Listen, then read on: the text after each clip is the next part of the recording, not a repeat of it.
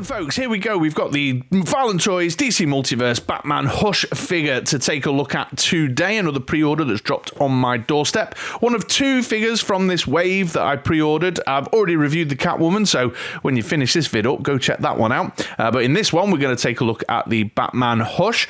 And as you can see, it's the standard McFarlane Toys DC Multiverse setup we've got going on here in box. So we've got the black, white and blue kind of motify thing going on with the windowed packaging, the logo, the name of the character there, showing off the figure in all his glory with all the extra goodies and whatnot that are included.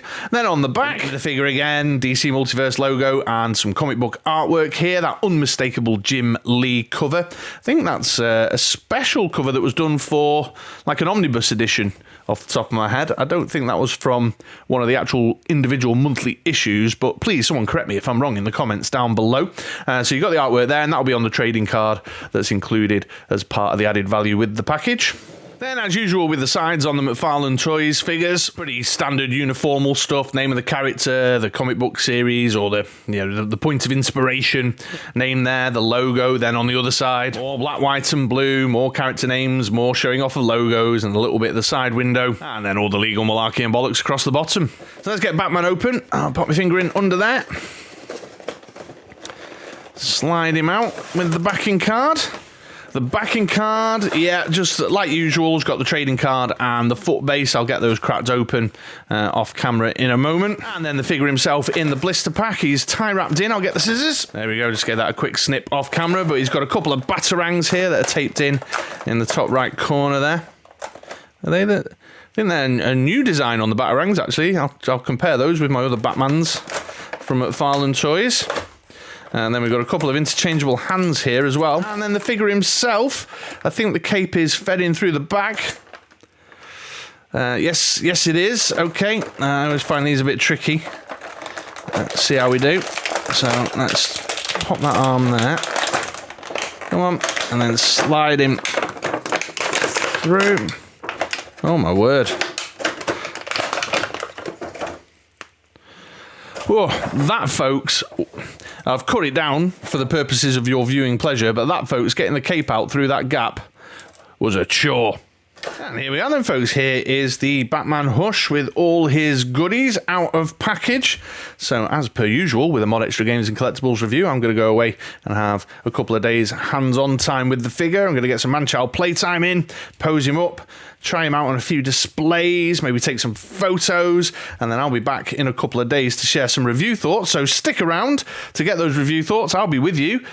Future Chris will be with you in 3, 2, 1. And here we go then, folks. Here is the McFarlane Toys DC Multiverse Batman Hush in the plastic. It's been a few days now. I've been away, had some hands-on man-child playtime with the figure, and I'm back now ready to share some review thoughts. So, as always, it's the quick rundown of the MoDXtra Games and Collectibles review structure, and I call it the 3 A's. First A is aesthetic. Let's talk about how the figure looks. What's the shelf presence like? What's the sculpt like? What's the paint applications like? And all that good stuff.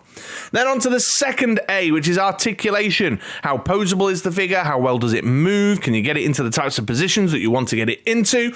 And then finally, the third A is accessories and added value. What extra goodies come with the figure to enhance our action figure playtime experience? And with all that said and done, by the conclusion of the video, it is my hope that if you're thinking about picking up a Batman Hush from the McFarlane Toys line, and you're on the fence and you can't make your mind up, I'll be giving you some, indications to whether this might be the figure for you. So let's crack on with it and let's get started by talking about the figure's aesthetic. Okay then, so I've brought the Batman closer to the camera so that we can scrutinize the visual elements with a little bit more of a closer inspection, and it's pretty decent. It's pretty decent. McFarlane always do a solid sculpt on their figures that have a good kind of immediate impact on the eye. They visually look pretty good. The head sculpt, for example, there is nice. Even with the mask, we can see he's got that serious, stoic Batman grimace thing going on, which is defined by the facial features around the mouth and the cheeks and the chin there. It's all very well sculpted. The paint applications are nice and neat with the white eyes and the slight shading going on the lips there. There's some contours and shape in the cowl too. And of course you can see this lovely kind of sculpted musculature around his beefy, swole neck there. And that continues throughout the body. We can see great sculpting of the musculature across the body, the abs, the biceps, the triceps, all the way down into his trunk. So we can see the kind of pulled tight lycra creases showing off the six-pack and such like under there. So that's all really good, absolutely on point, and definitely very comic book accurate to the way Jim Lee was drawing the character around this time. It's nice to see some elements sculpted onto the piece rather than painted onto the piece as well. So we've got a sculpted on bat symbol there, again very accurate to the way the bat symbol was looking on the bat costume at the time of the Hush storyline. And also the boots they're sculpted on too here, you can see, which is a lovely little touch, gives it some depth, some texture, which is nice. The only thing I notice is that the gloves aren't sculpted on, they're painted on here. You can see the paint line there. However, we have got these little bat gauntlet spiky bits sticking out at the side. They're again nicely sculpted and again very accurate to the way the character was looking in the comics. Then the utility belt, that's a nice sculpt as well. I mean, it looks just how you would expect it to look. Perhaps could have done with a little bit more going on in the buckle. You can see in the way the pouches are sculpted that they have texture. They look in that sort of leathery, pouchy style that you would expect them to be. So that's all good. And visually, I don't think the McFarlane underpants nappy situation is looking too egregious with this figure compared to others that we've looked at from McFarlane in the past. The cape is nicely contoured and swooshy and swifty and all that good stuff. You can see all the creases and the way it hangs and drapes across his shoulders there. There's a bit of motion, a bit of dynamic. It's one single sort of rubbery plastic piece which has its pros and cons. Obviously it can be put together to look really nice and dynamic, but it's only dynamic in this one kind of way, which, yeah, pros and cons. We'll talk about the old McFarlane, this is how you pose your figure thing in a bit. But it's nicely done. No complaints on that front. The colour scheme works. It's solid. Again, it's definitely accurate to what my mind's eye recalls the character design being during this era of storyline. The grey and the blue combination. The utility belt is yellow enough. Perhaps could have been a little brighter, a bit more vivid in terms of yellowiness, but it's yellow enough, that's fine. The blues are a good shade of blue. The texture and sculpting gives a little bit of shading as well, so there's a bit of variety within the grey, so it all works. The various different areas of the figure that have all been put together don't differ so much that it stands out. There's a slight difference between this chest plate and the rest of the figure, but not so much that you would notice it unless you're, sitting down and really closely inspecting your Batman for the purposes of making a video review on YouTube. So that's cool, that's fine. Yeah, I mean, it looks like Batman. It looks like Batman. It looks like the Jim Lee design of Batman from the Hush storyline. The colours are good, the sculpt is good. There's not much more to say there, really. You put that in front of someone, they go, yeah, that's Batman. So from an aesthetic point of view, this is going to be a MoDXtra thumbs up. It's got the shelf presence, it's got the accuracy, the comic book accuracy, it's got the sculpt, it's got the paint applications, however few there are. It's neat, it's tidy, it's well put together. Yeah, I don't think there's much more to say. It's a thumbs up. It looks like Batman. I've already said it. So that's all that I've got to say on that front. Let's now move on and talk about the second day, articulation. Getting started with the top half of the figure then, and we'll begin with above the shoulders with the head and neck. Now this area has just one point of articulation, which is here at the base of the neck, which is somewhat limiting. I could see what's going on there. It's because they wanted to maintain the whole sculpt of the cowl for the aesthetic element of what it should look and appear to the eye to be. However, it does mean that you're a bit limited in terms of what you can do in terms of posability. So it's all right. It's, it goes left and right. It's got really good down. The up is bobbins though, hardly any up at all, and you can see this little gap appears here in the join when you go too far up. So it's not too bad. If you want to do him sort of staring down like that, you know, eyeing someone up, or you're just going for the straightforward profile, it's okay. But it's very, very limited in terms of what's available with the head and neck, because there's no ball at the top here. Then moving down into the shoulders, we've got the butterfly joints in there, good range of motion in those, nice bit of shuffle and a bit of rotation and armpit hinge, so that's all good. Swivel there at the top of the bicep and tricep. A decent double elbow, although you can see it's obviously restricted by the sculpt of the musculature there. Pin too. And then the standard hingy ball thing that they do for wrists, which give you a bit of up and down, swivel, so on and so forth. So that's there as well.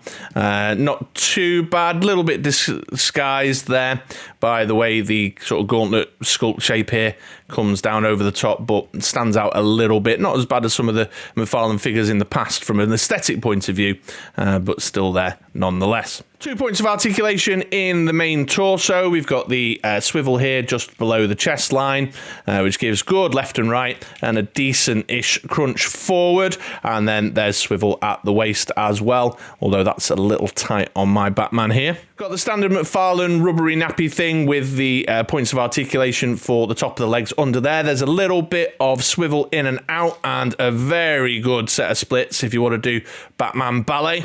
Forward's all right, it's not great.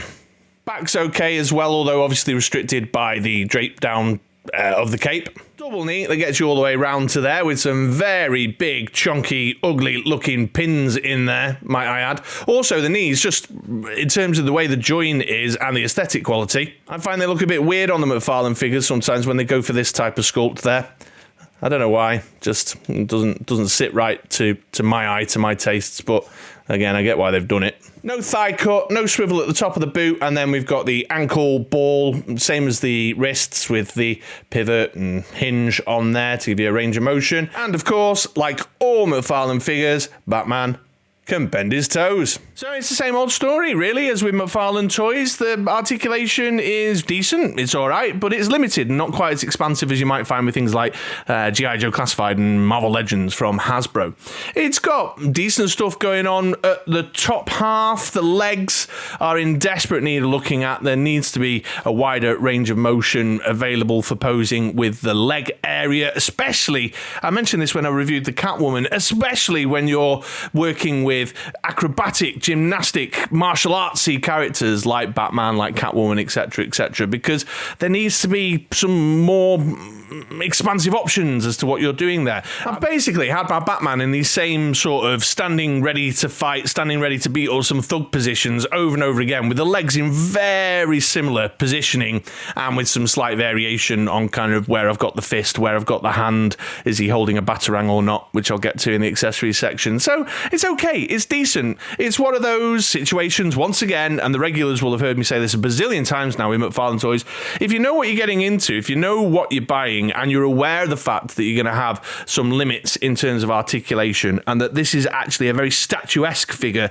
with some action figure elements thrown in for good measure, then it's great. It's absolutely what you might want. And I'm only really ever using my McFarlane Toys for display pieces. I've got them on the shelf. They're displays. Just look, I love Batman. Here's some Batman figures kind of thing.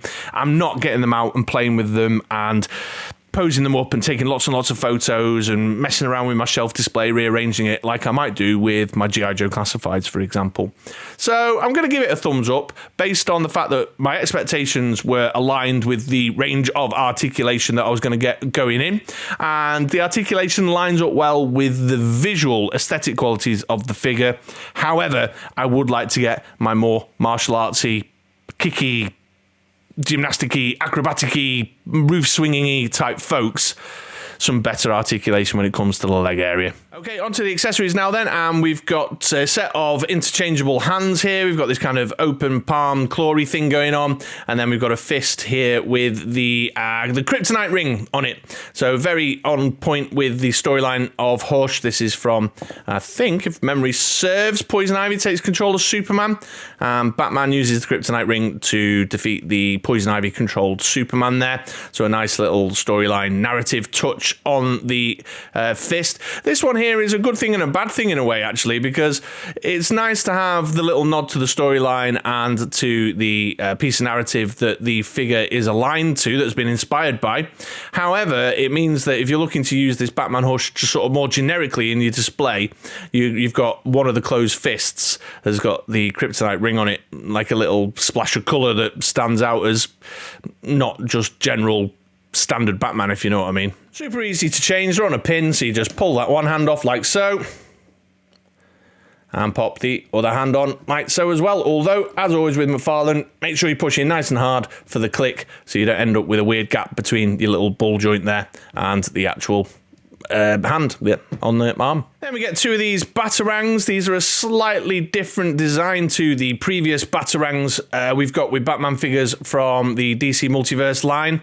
Here you go for a bit of a comparison. This one here on the right-hand side of the screen is the previous Batarang, and this is the one that's come with the Batman Hush. These are well sculpted, got decent contour lines. They're comic book accurate to the way the Batarangs looked in the Hush storyline, so that's all good stuff. And one of the hands that are with the figure that goes on the right arm grips onto these nicely, so you can get him into a I'm about to throw my Batarang kind of looking poses, which is, you know, on point, very Batman-y. Then you got the trading card. These come as standard with the McFarlane Toys DC Multiverse line. We've got the lovely Jim Lee artwork there from, I want to say, one of the trade paperback covers that he did, or maybe the Omnibus. But let me know in the comments if I've got that wrong. But yeah, it's the artwork that matches that was on the back of the box. And then on the other side of the trading card, bit of a character bio. Like anybody picking up this Batman doesn't know who he is and what the storyline there is. These are okay. These are a fun touch, but I could take or leave these. I've said it before. They just end up going in a binder and I very rarely look at them. So it's nice. It's a bit of added value, but I don't know. I suppose it's just a nice cheap way of giving a little bit of excitement to the package when you open it up. And then finally, we've got the standard, already looking a bit dusty from the last few days. We've got the standard DC Multiverse foot stand with the peg and the DC symbol on it there, the black circle. This comes again with all the DC figures, the Multiverse and the page punchers for standing up your big guys. I like this. I've always been a fan of McFarlane including these with the figures. They're quite top heavy, a lot of the McFarlane toys, because they're big 7-inch bulky, you know, man gods. And so the foot stands just really help out with kind of maintaining the display. You don't find yourself entering the room with a few suicide topplers lying on the floor like I do with Marvel Legends all the time. I'm looking at you, VHS X-Men female characters. My Storm, she just faceplants the floor all the time. So the accessory selection is good.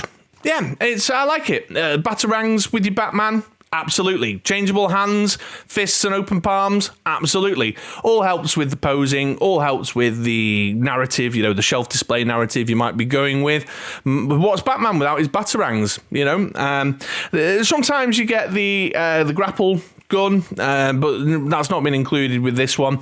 I don't use the grapple gun accessory a great deal with my Batman figures when I've got them, so that's fine by me. So it's all rock solid on that front. I can't really think of much else you might throw in with a Batman figure. So yeah, I think that's a thumbs up. That's a good set of accessories. Helps you tell a bit of a story with your display. I'm cool with that. Figure comparison time now. Here is the Hush Batman with the Detective Comics 1000 version of the Batman figure. You can see definitely the different sculpt, body shape. You can see the difference in the colour tones and other choices like, you know, the bat symbol on the chest. Both clearly designed to be comic book accurate to the inspiration point for the figures, but they're relatively... I'm probably going to say that the Hush one, this has been my standard Batman on the shelf with my McFarlane Toys, but I think he might have been usurped by the Batman Hush one. I think this one looks like a nicer sculpt. The body looks better. I like the face sculpt and the cowl more. So yeah, but you'll make your own decision, but I think this one's been usurped now. That's my permanent shelf Batman. Here's the Hush Batman with his buddy Superman. He's a bit awkwardly posed because I've actually had him on with the flight stand, and I've just popped him on the foot stand to make sure he's level for the camera. But yeah, it's okay. It's all right. I think the colours on this one, again, are a lot more vivid, a lot more kind of golden age, comic booky, bright and in your face compared to the more dull, gritty Hush vibes of the grey and blue and yellow there. But it's all right. That's the only Superman I have. I've been kind of holding out for a better Superman, if I'm being honest, from McFarlane. So if you're watching, Todd, if you could sort me out a nice classic look with these colours, but with an improved body sculpt, more along the lines of what we're seeing here, that'd be awesome, thanks, mate. And here's Batman Hush with the Catwoman Nightfall from the same wave there. Just recently reviewed this one. They both came at the same time, so take a look on the channel for the video, but just to give you a bit of a sense of the size and shape difference between the male figures and the female figures. And finally, I'm going to go with Lobo because I love Lobo, and he's badass, and he's big, and he's hulking, and he's intimidating, and it's an awesomely sculpted figure, and so I get him out whenever I can. So here we are then, folks. Here's Batman going around on the turntable. This is the pose that I kind of finished up with for the time being. I'm not entirely happy with it, but I'll find that position eventually. I'm still sort of tinkering around the edges and getting it in the right space. I don't think the legs are right. I need to do something more with the legs. He's sort of doing a slightly weird lean back.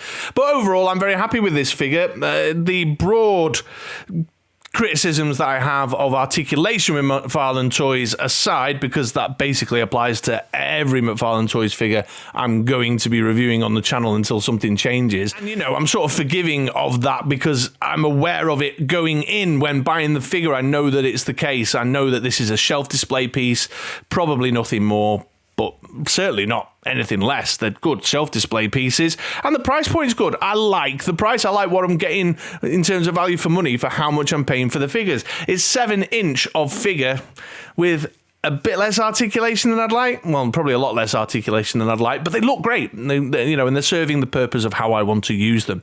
So if you're looking to take really exciting kind of photograph projects with this figure, you might find that the leg area, you know, the below the waist articulation stuff is going to limit the possibilities of what you can achieve aesthetically for your photo, or you want to make a really cool diorama with it. But if you're like me and you just kind of want to pop them in a pose, get them on a shelf and go, I love Batman, and there's my Batman display, then you can't go much wrong, especially, as I say, because they're well priced. So overall, I'm happy, but you know, you'll make your own decision. Hopefully I'll give you enough information that if you're thinking about picking one of these up, you'll be able to make your mind up now. So there we go. So thanks very much, folks, for watching my review. If it's been useful, if you've enjoyed it, please take a moment to give me a thumbs up, like, and if you're not already subscribed, I'd really appreciate you hitting that button and joining me here at the MoDXtra Games and Collectibles action figure viewing community. Otherwise, take it easy. I hope you have a great day, and I'll see you next time, folks.